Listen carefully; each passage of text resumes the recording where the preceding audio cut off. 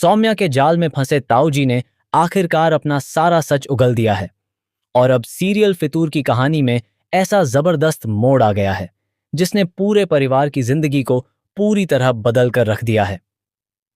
आने वाले एपिसोड में एक तरफ सौम्या अपने साथ हुए अन्याय के खिलाफ आवाज उठाती नजर आएगी, तो दूसरी तरफ ताऊ जी का असली चेहरा पूरे परिवार के सामने बेनकाब होने वाला है।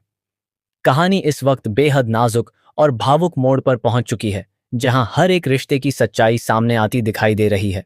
एक तरफ सौम्या को बचाते बचाते जीत सलाखों के पीछे पहुंच चुका है और दूसरी तरफ सौम्या के सामने सबसे बड़ी चुनौती यह है कि वह अपने परिवार को ताऊ जी की असलियत किस तरह बताए। जब सौम्या आधी रात को जीत से मिलने जेल पहुंचती है तो जीत उसे देखकर समझ जाता है कि सौम्या के दिल में अभी भी बहुत डर है।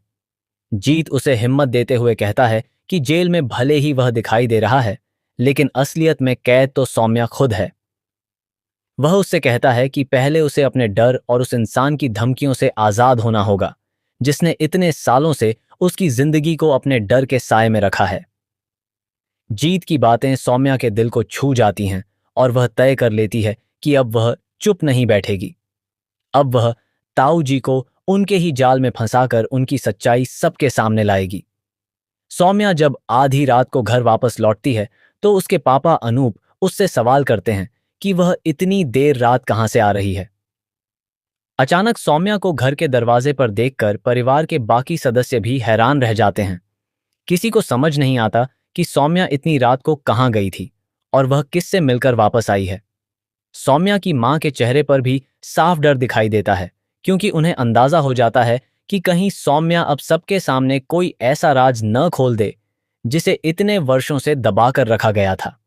वह तुरंत सौम्या को वहां से ले जाने की कोशिश करती हैं, लेकिन दूसरी तरफ ताऊ जी भी बेचैन हो जाते हैं। ताऊ जी को डर सताने लगता है कि कहीं सौम्या जीत से मिलकर उन्हें लेकर कोई ऐसी बात तो नहीं जान गई जिससे उनका पूरा खेल खत्म हो जाए।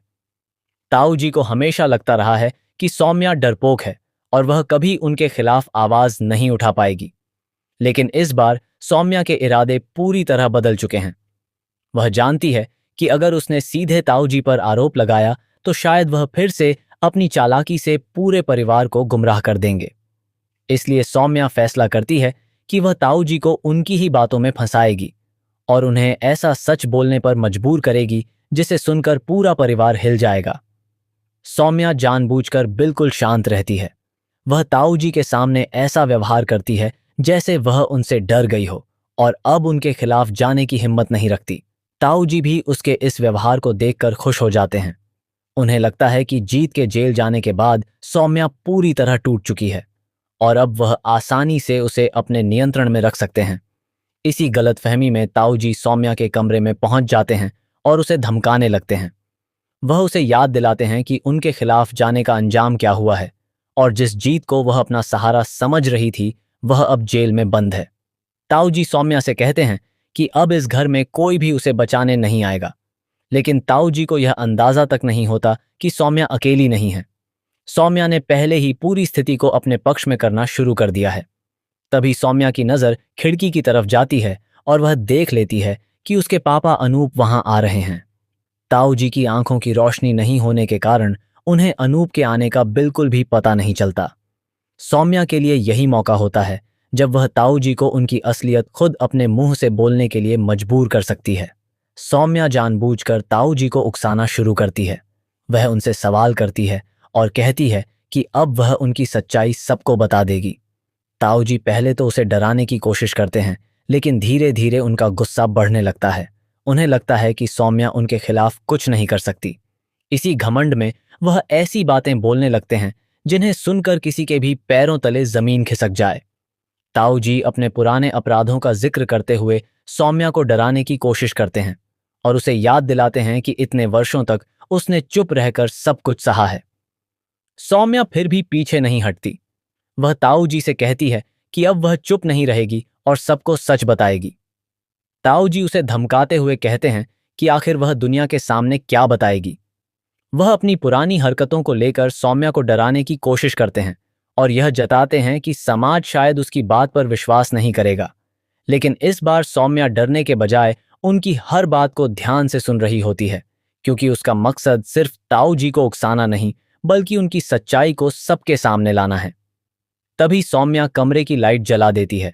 बाहर से अनूप को भी समझ आता है कि आधी रात को सौम्या के कमरे में आखिर क्या हो रहा है। वह धीरे धीरे कमरे की तरफ बढ़ते हैं। अंदर ताऊ जी अपनी ही चाल में फंस चुके होते हैं। उन्हें इस बात का बिल्कुल अंदाजा नहीं होता कि उनका हर शब्द किसी ऐसे इंसान तक पहुंच रहा है जो अब उन्हें कभी माफ नहीं करने वाला। ताऊ जी सौम्या को डराने और उसे चुप कराने की कोशिश करते हैं। वह उसका हाथ पकड़ लेते हैं और उसे धमकाते हैं, लेकिन सौम्या इस बार पूरी हिम्मत के साथ उनके सामने खड़ी रहती है। वह कहती है कि अब वह कुछ नहीं कर पाएंगे और वह पूरे परिवार को उनकी सच्चाई बता देगी। ताऊ जी अपने घमंड में इतने अंधे हो चुके होते हैं कि उन्हें समझ ही नहीं आता कि सौम्या ने उन्हें पहले ही अपने जाल में फंसा लिया है। जैसे ही ताऊ जी कमरे का दरवाजा बंद करने की कोशिश करते हैं, तभी अनूप दरवाजे को रोक लेते हैं।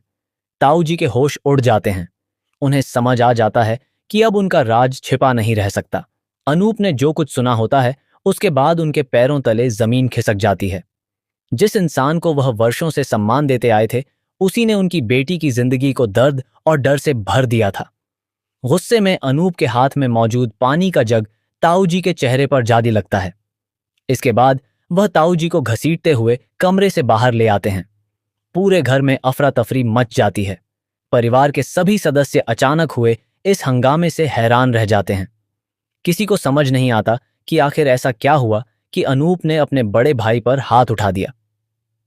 चाची उन्हें रोकने की कोशिश करती हैं और कहती हैं कि वह उनके बड़े भाई हैं, लेकिन अनूप का गुस्सा उस समय काबू से बाहर हो चुका होता है। अनूप ताऊ जी का कॉलर पकड़कर उनसे सवाल करते हैं कि उन्होंने सौम्या के साथ ऐसा क्यों किया। उनके दिल में अपनी बेटी को लेकर इतना दर्द होता है कि वह खुद को संभाल नहीं पाते। वह कहते हैं कि उन्होंने ताऊ जी को हमेशा भगवान की तरह माना, उन पर विश्वास किया और कभी सपने में भी नहीं सोचा था कि जिस इंसान को वह अपने परिवार का सबसे बड़ा सहारा समझते रहे, वही उनकी बेटी के बचपन को बर्बाद कर रहा था। सौम्या की मां भी यह सब देखकर फूट फूट कर रोने लगती हैं। सौम्या के सामने इतने सालों का दर्द अचानक आ जाता है। परिवार के बाकी लोग भी स्तब्ध रह जाते हैं। किसी के पास बोलने के लिए शब्द नहीं होते। अनूप की आंखों में गुस्से के साथ साथ अपनी बेटी के लिए पछतावा भी होता है। वह खुद को दोषी मानने लगते हैं कि आखिर एक पिता होकर भी वह अपनी बेटी के दर्द को इतने वर्षों तक क्यों नहीं समझ पाए। अनूप कहते हैं कि उनकी बेटी इतने वर्षों से दर्द सहती रही, लेकिन वह उसकी तकलीफ को पहचान नहीं पाए। जिस समय उन्हें अपनी बेटी के साथ खड़ा होना चाहिए था, उस समय वह उस इंसान पर भरोसा करते रहे जिसने उनकी बेटी का बचपन छीन लिया। अनूप को यह भी एहसास होता है कि जब पूरा परिवार सौम्या की बात नहीं समझ पाया, तब एक अनजान इंसान जीत ने उसकी मदद करने की कोशिश की। यही बात अनूप के दिल को सबसे ज्यादा चोट पहुंचाती है। गुस्से और पछतावे में अनूप खुद को सजा देने की कोशिश करते हैं, लेकिन सौम्या तुरंत उन्हें रोक देती है। वह अपने पापा से कहती है कि इसमें उनकी गलती नहीं है और उन्हें खुद को सजा देने की जरूरत नहीं है। सजा उस इंसान को मिलनी चाहिए जिसने गलत किया है। सौम्या की यह बात सुनकर अनूप की आंखों में आंसू आ जाते हैं। वह अपनी बेटी को देखकर समझ जाते हैं कि इतने बड़े दर्द के बावजूद सौम्या कितनी मजबूत बन चुकी है।